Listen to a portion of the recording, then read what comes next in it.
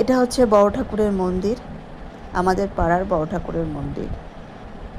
তো সেদিনকে পুজো হচ্ছিল, যেহেতু শনিবার ছিল, তো ভাবলাম একটু বড় ঠাকুরের মন্দিরে যাই, ধূপবাতি জ্বালিয়ে আসি।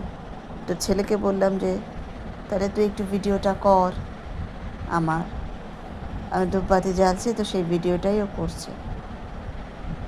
ভিডিও করছে না কী করছে সেটা ওই জানে, সেটা ওর শ্যাডো দেখলেই বোঝা যাচ্ছে ও ভিডিও করছে। একটা কাজ দিলে, কোনো কাজ যদি ও ঠিক মতন করতে পারে, তো সেটা আমি বুঝবো আমার কপাল। যাই হোক, ভিডিও করতে বলেছে, ভিডিও করার দরকার, ভিডিও করছে, এটাই আমার অনেক। ঠাকুরের ফটো, লোকজনদের ফটো ওখানে নেই, কারোরই ফটো নেই ওখানে, শুধু আমি।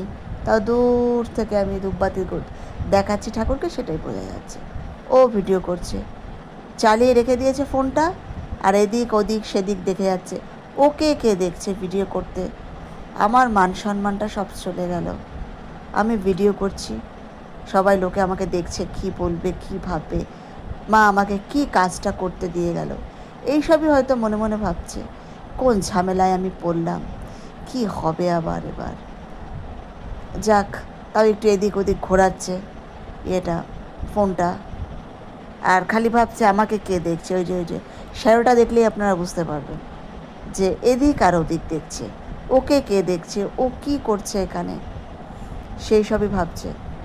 আজকালকার দিনের ছেলে মেয়েরা বোঝা খুব মুশকিল।